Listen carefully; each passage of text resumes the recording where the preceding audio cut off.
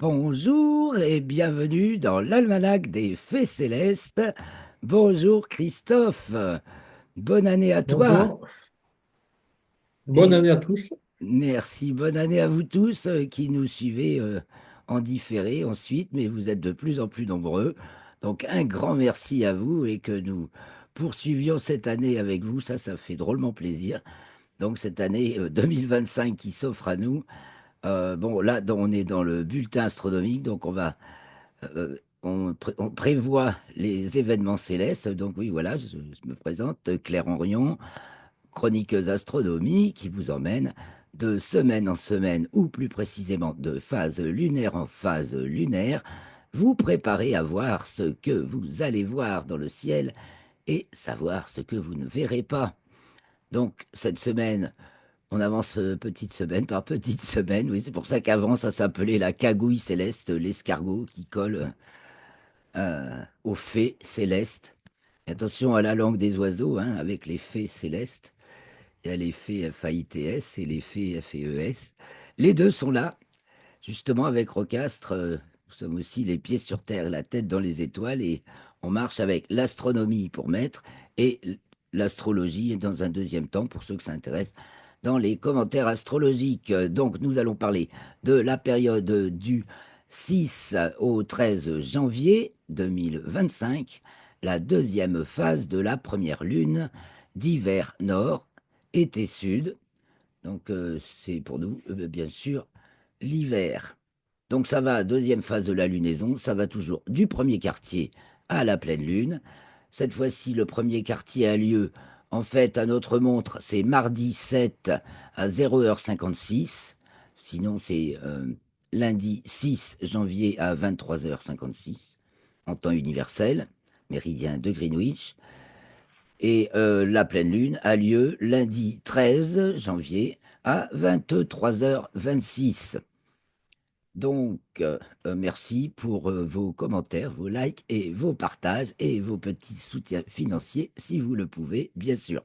Et nous nous jetons dans l'exploration de ce qu'on va voir cette semaine. Ah bah avant de commencer, je veux parler de l'occultation de Saturne par la Lune. Hier soir, je l'ai guetté, c'était malheureusement couvert. C'était presque entre deux. Il y avait peut-être une chance de voir Saturne. Enfin, oui, on voyait la Lune, mais un tel paquet de nuages, c'était tellement brumasseux autour que ben, pas de Saturne. Dommage, dommage. Bon, j'espère qu'il y en a qui l'ont vu et qui posteront des photos. J'ai pas encore fini le relevé des images pour l'article, donc n'hésitez pas à aller suivre l'article dont le lien est dans les commentaires de la vidéo, car vous y retrouverez tous les détails. Peut-être parce que des fois, en plus, oralement, il se peut que je dise des bêtises. Et par contre, normalement, c'est corrigé dans l'article. Et si jamais c'est pas corrigé cette fois-ci, c'est corrigé la fois d'après parce que quand je le relis, ah mince, j'avais fait une bêtise. Enfin bon, en général, vous avez tous les détails convenables. Et puis n'hésitez pas, si vous remarquez une erreur dans mes propos ou aussi dans l'article, à le mettre en commentaire, hein, parce que on ne se relit jamais assez. Et quand on est à l'oral, on peut lâcher des trucs des fois qui sont pas ce qu'on pensait. Je suis désolé. Donc, nous partons du premier quartier. Donc, au premier quartier, la Lune se lève aux alentours de midi, du midi vrai. Elle est visible donc dans l'après-midi et elle culmine au début de la nuit, au coucher du soleil, et se couche en première moitié de nuit. Donc, ça, elle est gibbeuse croissante. Et de jour en jour, elle se lève, culmine et se couche environ 50 minutes plus tard que la veille. Donc on va la voir dans l'après-midi et en première moitié de nuit. Et bien sûr, quand on arrive à la pleine lune, elle se lève à peu près quand le soleil se couche, culmine au milieu de la nuit et se couche quand le soleil se lève. Alors dans cette semaine, euh, bah, euh, assez rapide, puisque la Lune est au périgée. Voilà, cette phase lunaire est assez rapide, puisque la Lune passe au périgée, donc au plus près de la Terre, mercredi 8. Eh bien, nous La allons la voir. tempête? Ah oui, c'est ça hein, aussi. Ça fait, mais c'est mercredi seulement. Mais bon, ça Oui, mais peut c'est oui. accentué alors.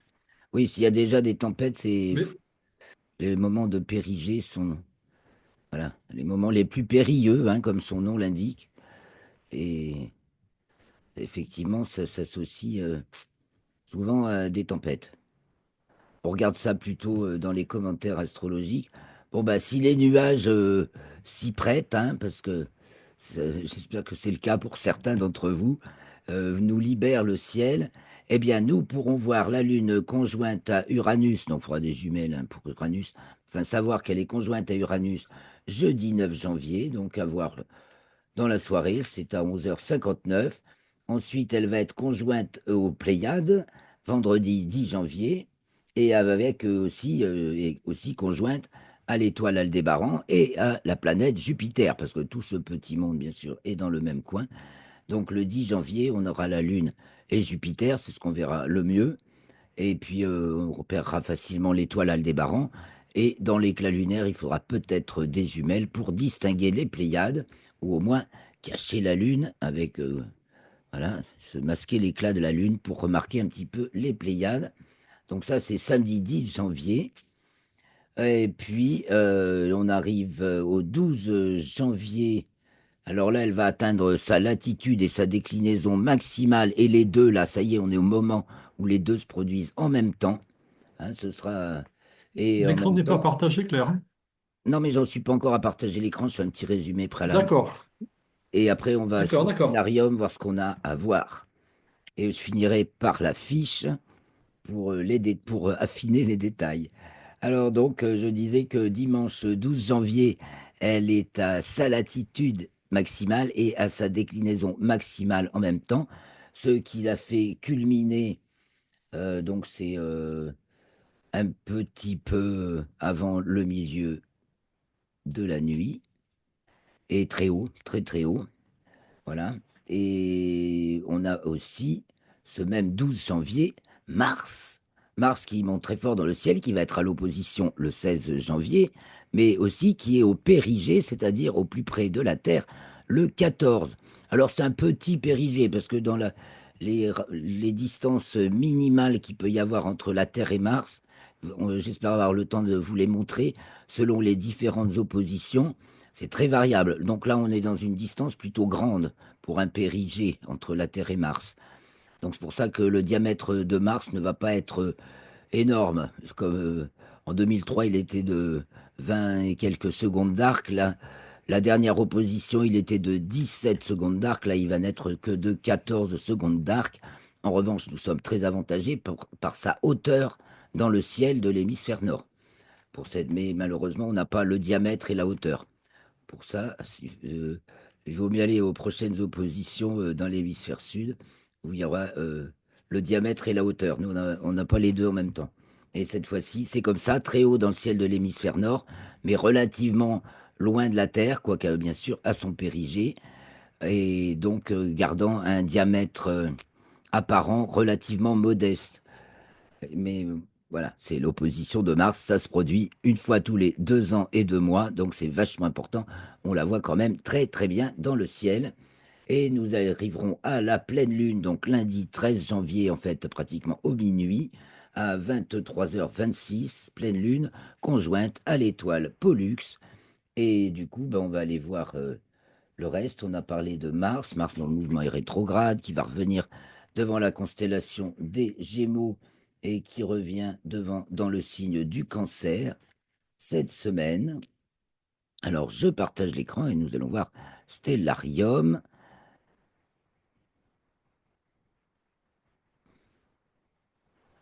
Alors là, je suis sur la fiche, mais ça, on la regardera après.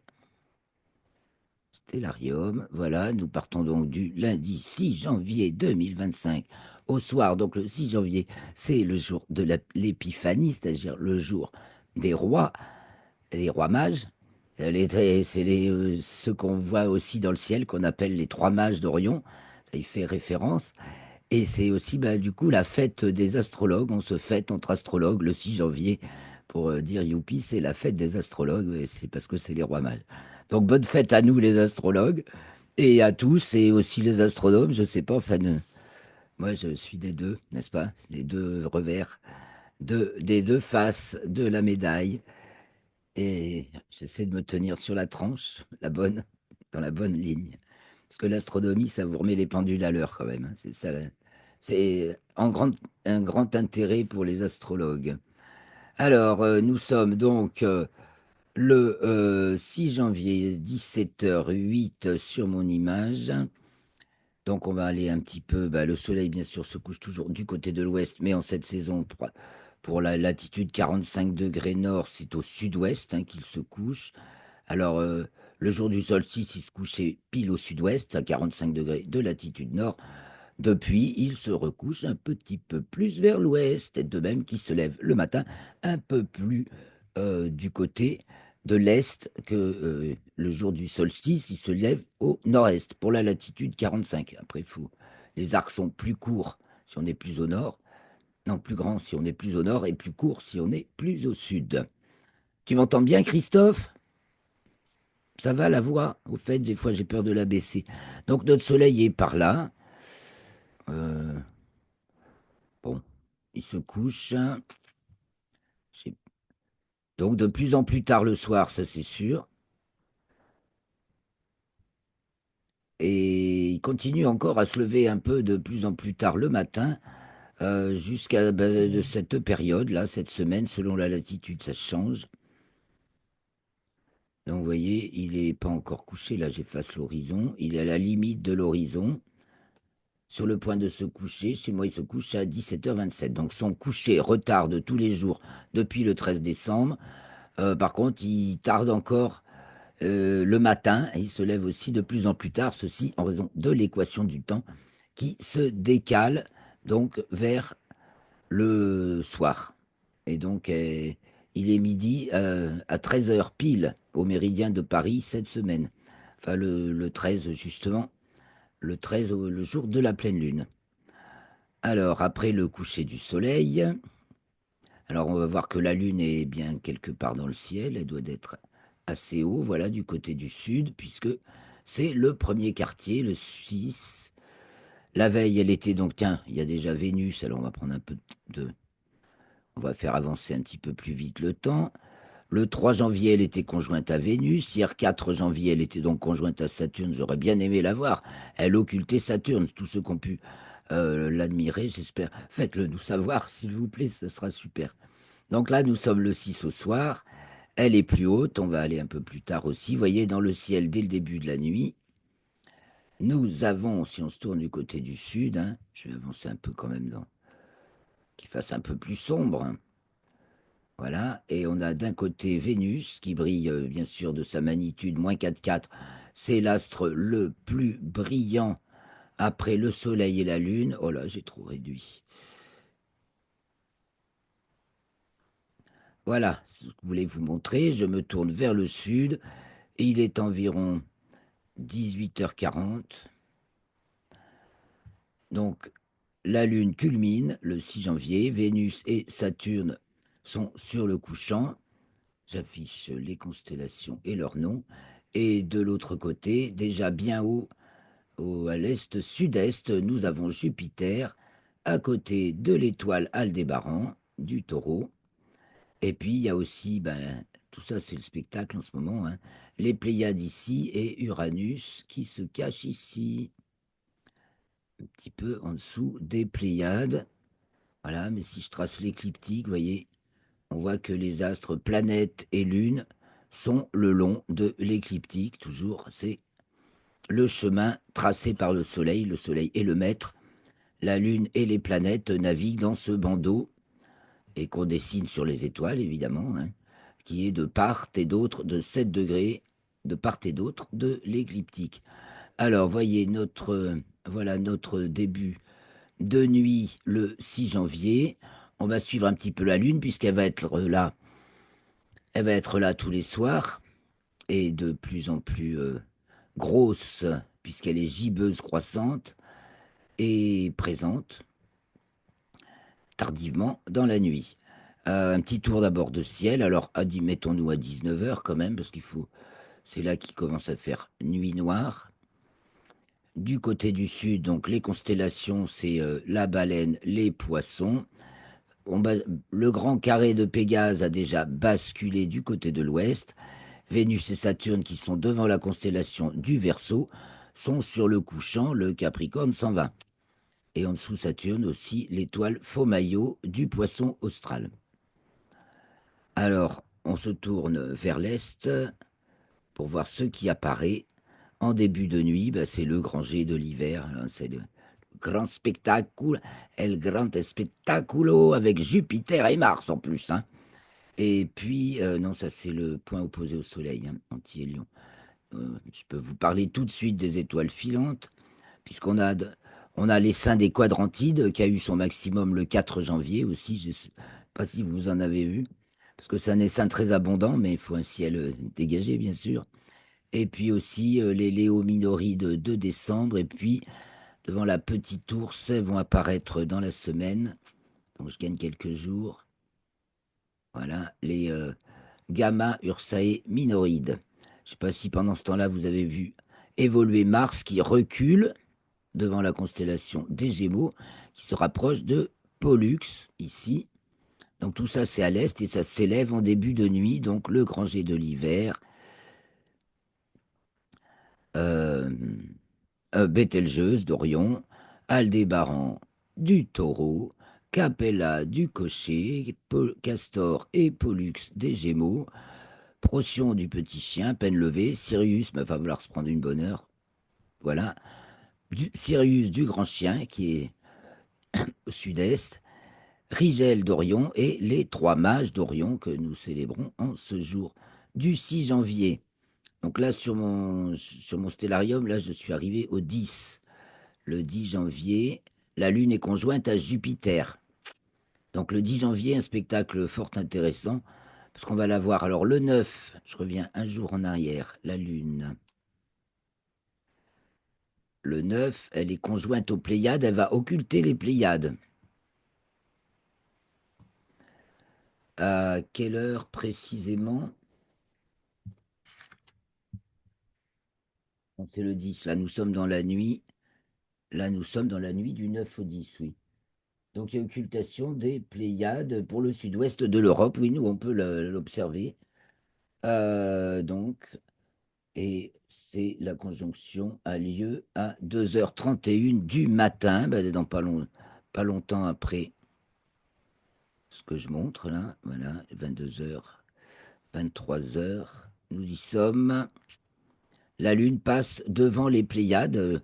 Ça peut être un joli spectacle, un peu éblouissant. Il faut juste essayer de remarquer qu'il y a les Pléiades et puis que la Lune va en occulter une partie. Donc ça, c'est le 10. Et donc le lendemain, la Lune est conjointe à Jupiter. Donc on va tout avoir de regrouper la Lune, qui est grosse, hein, je grossis. La Lune gibbeuse croissante, donc eh bien, un quartier bien joufflu, un quartier bien joufflu de Lune. Donc, je rappelle que quand la Lune est croissante, le terminateur, c'est la ligne du Soleil qui se lève sur la Lune. On voit le lever de Soleil sur la Lune à cet endroit-là. Donc, elle est au-dessus de Jupiter et en dessous, il y a Aldébaran du Taureau. Et puis, le lendemain, la Lune est passée, elle, c'est Mm. un jour de trop, zut. Donc ça, c'est le 11 au matin, oui. Nuit du 10 au 11. Nuit du 11 au 12, la Lune est pas loin de Elnat, l'étoile bêta du Taureau, qui fait le lien avec le Cocher. Et du Cocher, on voit surtout Capella, la très brillante, mais c'est une constellation très bien visible. Et il y a aussi une occultation d'Elnat par la Lune, mais c'est pas pour nous. Pour l'Inde, l'Indonésie, l'Asie et le nord-ouest de l'Australie. Mais la quantité d'étoiles et de planètes que la Lune occulte en ce moment, c'est assez impressionnant aussi. Le 13, donc, la nuit du 12 au 13. Nuit du 12 au 13. Quand ça veut, ça tourne. Ah oui, j'appuie pas sur le bon bouton. Ah, il fait pas beau, il me dit tout le temps que ma connexion Internet est instable. Ok. La Lune arrive devant la constellation des Gémeaux. Et voilà, on va aller jusque la nuit du 13 au 14, puisque c'est là la pleine lune. Et puis alors, le spectacle, les amis, pour la pleine lune, la lune est conjointe à Mars et à l'étoile Pollux, donc des Gémeaux, bêta des Gémeaux, qui est la plus brillante des deux. Donc, vous voyez, là, nous sommes, je vous resitue un peu par rapport au sol, là. C'est Nous le sommes 13, au c'est tout, sud, c'est tout. à sa culmination, tout ça est très haut dans le Hmm. ciel, hein. Voilà, on est à 80, pratiquement 80, 70 degrés de hauteur dans le ciel, ça c'est 90, 80, 70. Et donc on a Pollux, la grosse lune et la planète Mars qui sont toutes regroupées pour cette nuit de la pleine lune qu'on appelle la pleine lune du loup. Ouh, c'est sévère, hein, c'est la pleine lune du signe du Capricorne, c'est la pleine lune du loup. Donc voilà les spectacles principaux de cette période, donc ça, la conjonction avec Jupiter et les Pléiades, puis Jupiter le 10 et Aldébaran, et puis le 13, Pollux, Mars et la Lune, donc pour la pleine Lune. Donc une pleine Lune avec Mars au périgée, comme je vous l'ai dit tout à l'heure, et conjointe à Mars, puisque c'est le 14 à 4 heures du matin que la Lune est conjointe à Mars. Alors comme il nous reste déjà plus beaucoup de temps et que pour ce qui est du ciel du soir, enfin du ciel de la nuit, vous pouvez revenir sur le bulletin précédent. On se décale d'une demi-heure par semaine, en fait, hein. Le ciel se décale d'une demi-heure par semaine. Donc, ça, on fait un petit tour là dans la nuit. On finit la nuit pour le voir tourner en se tournant vers le nord. Donc, les dernières heures de la nuit, voilà, en fin de nuit, eh bien, c'est Cassiopée qui est tout en bas et la Grande Ourse qui est tout en haut, comme au milieu du printemps. Et là, nous sommes en fin de nuit d'hiver. Alors, un petit tour sur la fiche pour le résumer. Il faut parler aussi, donc, on a dit Mars, dans le mouvement rétrograde du 7 décembre au 24 février, revient dans le signe du cancer lundi 6 à 11h44. Donc, on a dit la Lune au périgée, mercredi 8. Mercure, elle, dans le mouvement est direct, arrive dans le signe du Capricorne en géocentrique. Elle passe à son nœud descendant, donc c'est en hélio et en géo, mais en hélio c'est toujours à la même longitude, 19e Scorpion. En géocentrique, elle sort des limites zodiacales sud, tandis que la Lune sort des limites zodiacales nord, en tout en étant le jour où elle est conjointe à Uranus, donc jeudi 9. Ensuite, donc, elle entre dans le signe des Gémeaux vendredi 10 à 2h06 et dans la foulée, elle est conjointe aux Pléiades, puisque les Pléiades marquent de nos jours en raison de la précession des équinoxes, le premier degré du signe des Gémeaux. Donc c'est un repère dans le ciel, quoi. Quand vous voyez les Pléiades, vous savez que les Pléiades marquent le premier degré du signe des Gémeaux. Vous les repérez le zodiaque des signes, enfin, où sont dans le visuel du ciel. Et bien, en tenant, voilà, les Pléiades aujourd'hui nous marquent le premier degré du signe des Gémeaux. Et Vénus, le 10, voilà, je n'avais pas encore dit. Le 10, Vénus atteint son élongation maximale à l'est du Soleil, donc puisqu'elle est du soir. Elle prolonge sa durée dans le ciel de 4 heures après le coucher du Soleil. Elle est à son éclat maximal, magnitude -4,4. Elle brille très fort. Voilà. Et après, elle va s'estomper relativement rapidement, puisqu'elle sera en conjonction inférieure le 23 mars.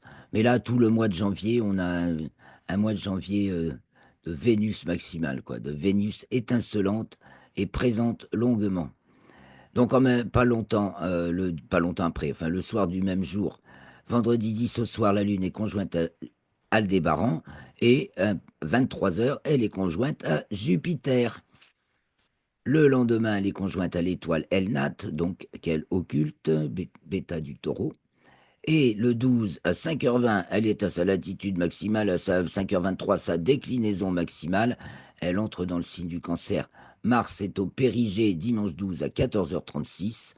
En géocentrique, Mars revient devant la constellation des Gémeaux où elle va se trouver jusqu'au 12 avril. Elle reviendra donc dans le signe du cancer, toujours ceci en raison de sa rétrogradation. En hélio, Mercure entre dans le signe du Sagittaire et le 13, lundi 13, jour de la pleine lune, Donc la Lune est conjointe à Pollux à 22h41, c'est la pleine Lune à 23h26 et à 4h47, mardi 14, la Lune est conjointe à Mars. Donc voilà pour l'essentiel du résumé.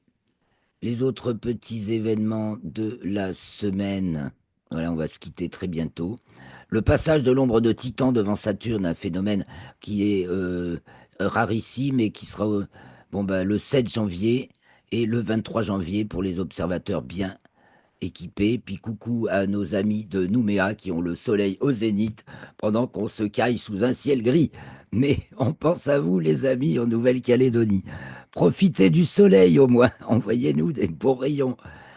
Portez-vous bien. À la semaine prochaine. Excellente semaine et je vous souhaite un beau ciel. Merci Christophe. Merci à vous tous. À Au revoir. bientôt. Bon, ben ça va couper.